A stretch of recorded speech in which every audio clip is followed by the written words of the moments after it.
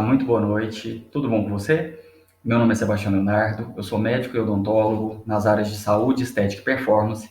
Desculpa a cara de cansado, eu acabei de chegar da clínica e esse vídeo é um vídeo intitulado Manual Prático de Sobrevivência ao Covid-19, porém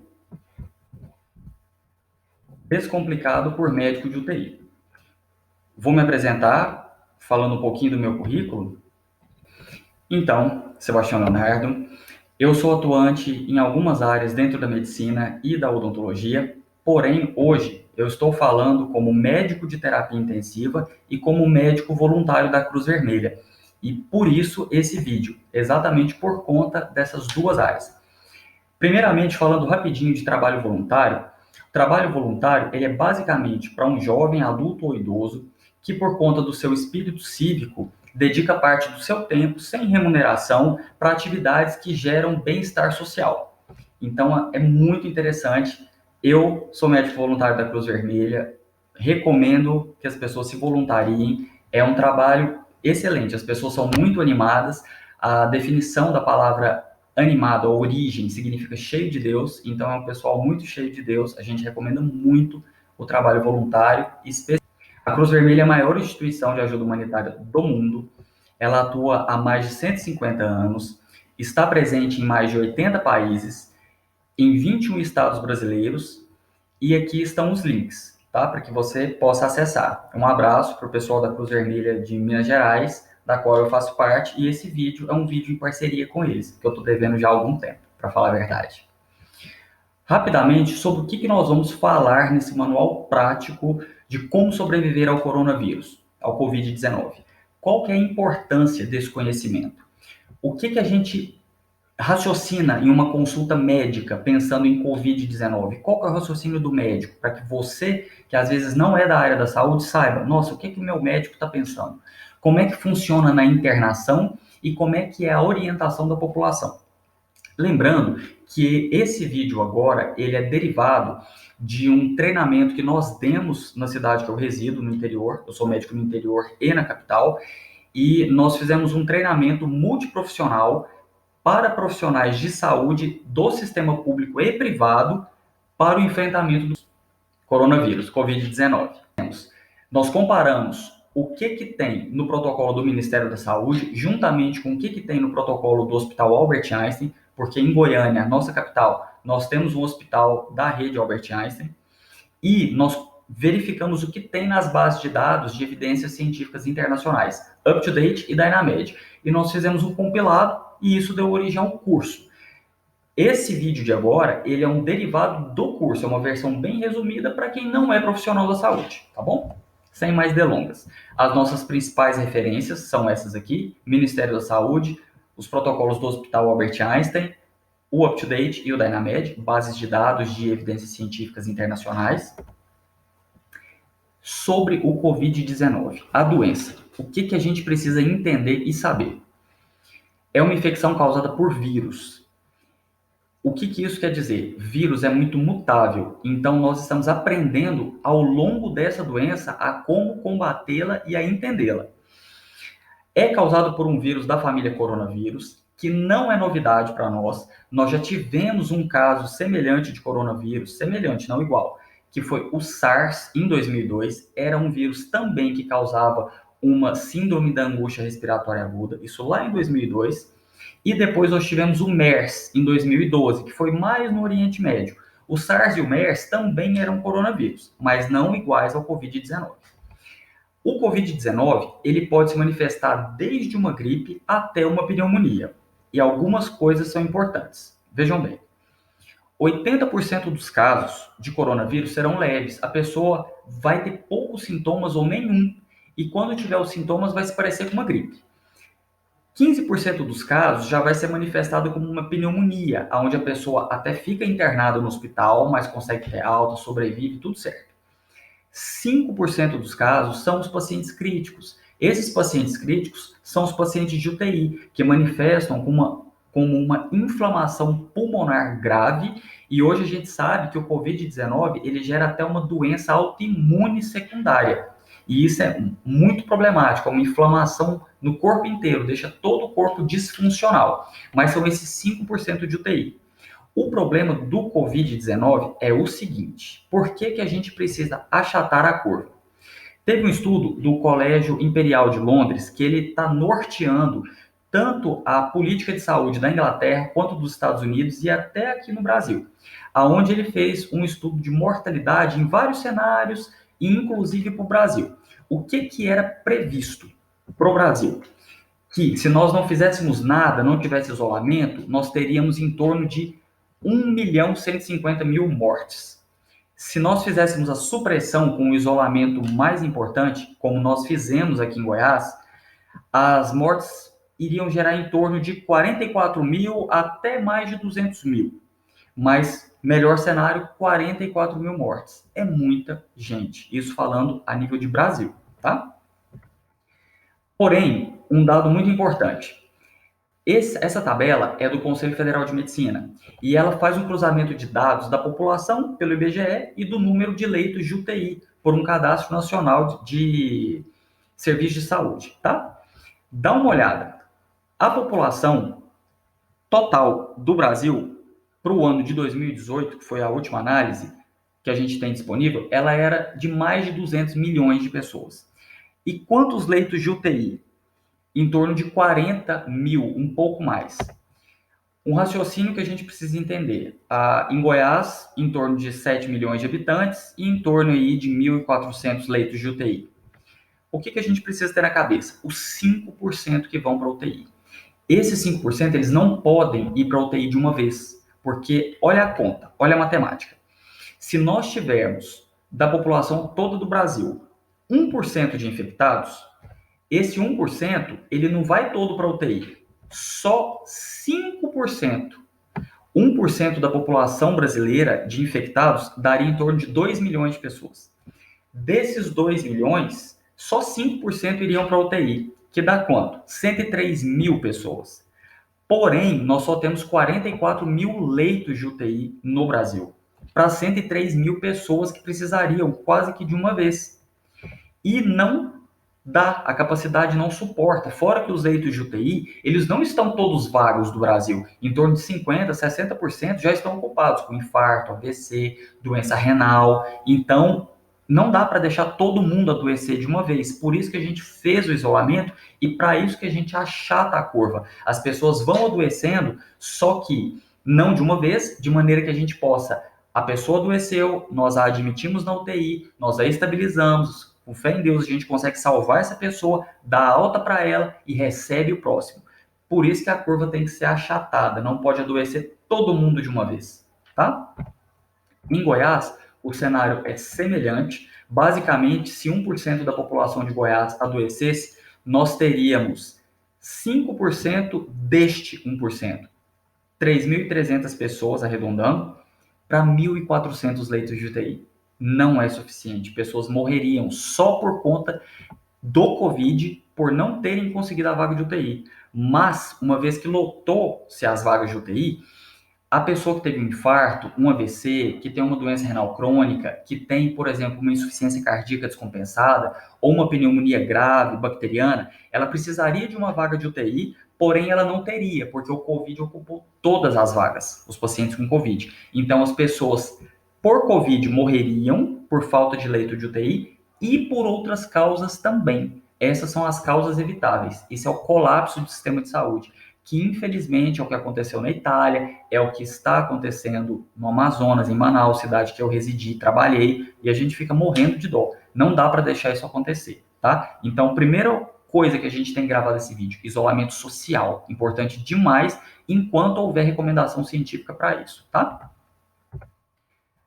O que a gente entende? Um cuidado especial. Esse estudo que saiu no New England Journal of Medicine, é um artigo médico, ele mostra que o Covid-19, além dele ser transmitido por gotícula, e aí a máscara cirúrgica e a máscara feita de pano ajuda você a se proteger de gotícula, o Covid-19 ele é transmitido também por aerosol. Aerosol, o que é isso? É uma partícula menor que a gotícula, é quando a pessoa fala ou espirra, e essa partícula fica suspensa no ar. A máscara de pano cirúrgica segura. Então, ela previne da pessoa te transmitir. Nós vamos falar disso mais um pouquinho, mas guarda esse raciocínio. A máscara cirúrgica de pano, ela previne de você transmitir o coronavírus, mais do que de você pegar. Por isso que se todo mundo usa, ninguém transmite para ninguém, logo ninguém pega pela via respiratória.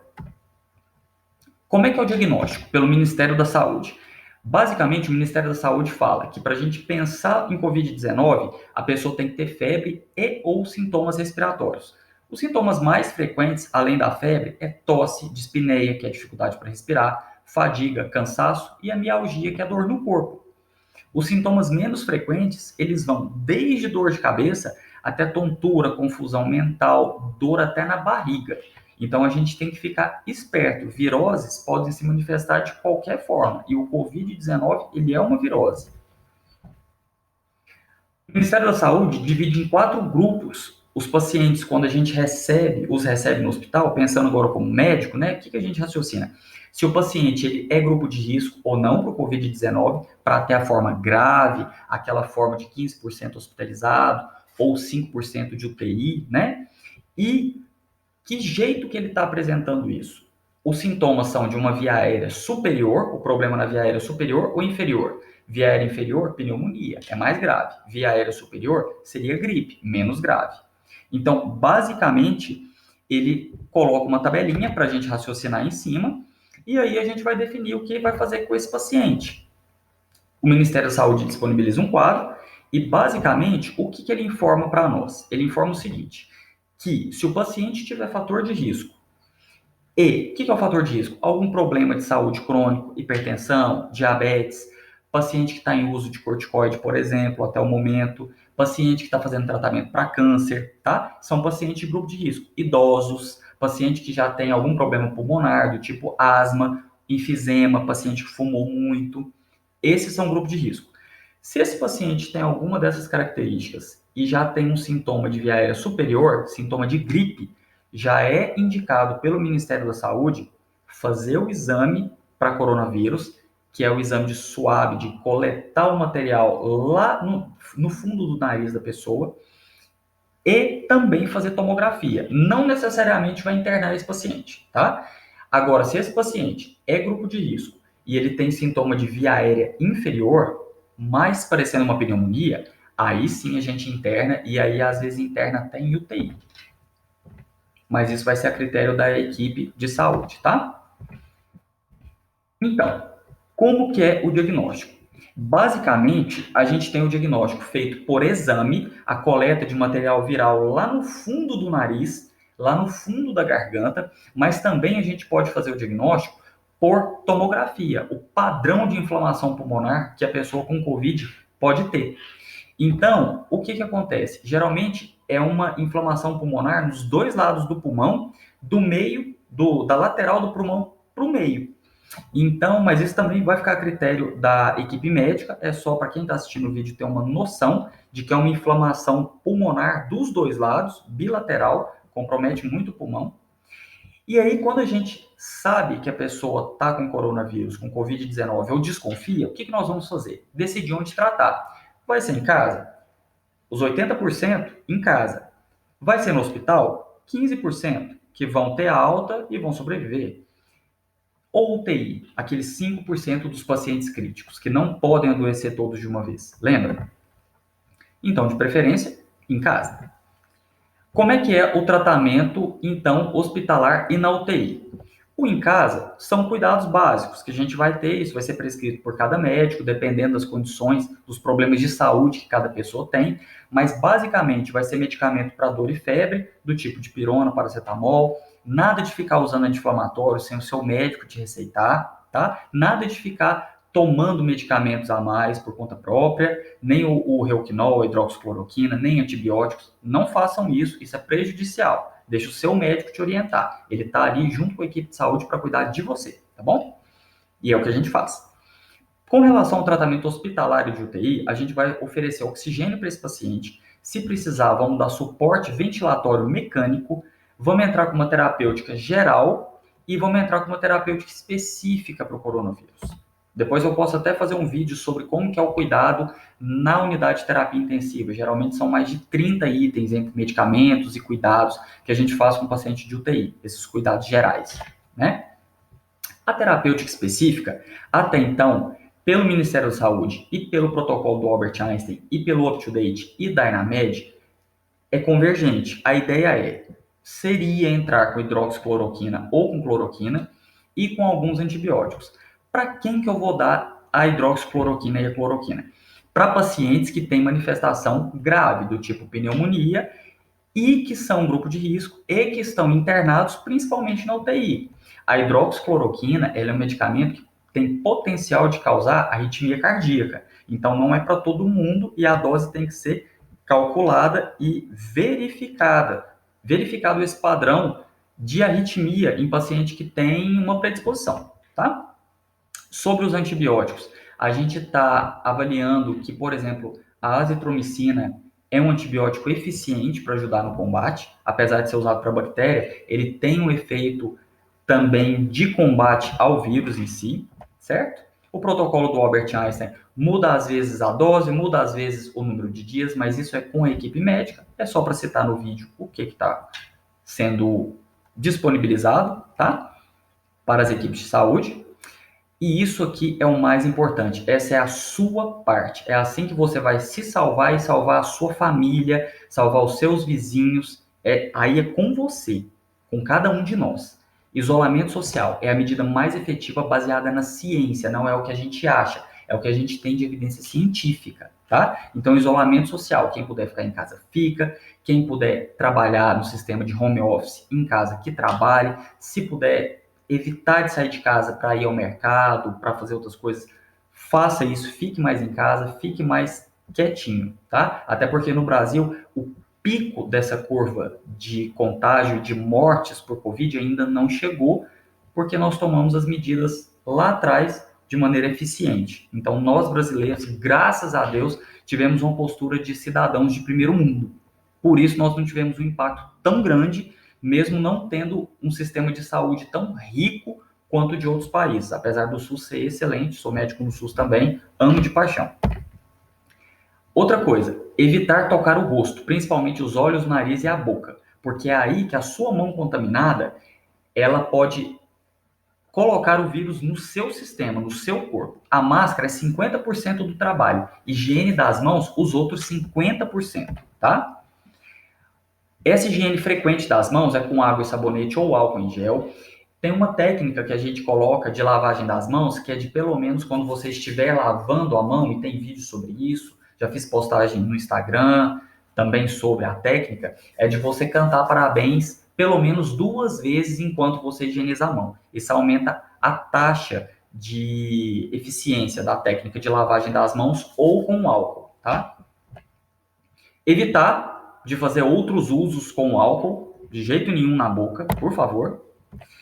E o uso de máscaras, mesmo para os pacientes assintomáticos. Vamos lembrar que a máscara, ela previne muito mais de você transmitir para outra pessoa. Então, se você usa e as outras pessoas também, ninguém transmite para ninguém, logo ninguém se contamina, tá? A máscara cirúrgica e a máscara de pano não previne de você se contaminar por via aérea se tiver um aerosol, se alguém tiver espirrado no ambiente, por exemplo, tá? Procurar atendimento médico se você tiver qualquer sintoma respiratório ou até febre. Nós vamos triar e ver do que se trata e orientar a você, a sua família, como proceder, tá? Nós estamos juntos nessa. E principalmente, pessoal, para você, especificamente que está vendo esse vídeo, busque orientações com profissionais de saúde que estão atuantes na pandemia, que são linha de frente, porque esses profissionais que têm embasamento científico, eles é que vão te passar a realidade de como está. Os casos, eles são subnotificados, nós não temos exames suficientes para fazer em todo mundo como deveria. Então, o cenário que é noticiado pela mídia, ele está muito mais reduzido do que a gente vê na realidade. Mas com isolamento social, uso de máscara e higiene das mãos, a gente está conseguindo evitar um colapso do sistema de saúde no Brasil inteiro, tá? Graças a Deus e graças a você, a cada um de nós. Muito obrigado. Cruz Vermelha Brasileira, conheça, ajude, faça parte. E esse foi o Manual Prático de Sobrevivência ao Covid-19, descomplicado por médico de UTI. Um forte abraço e fiquemos todos com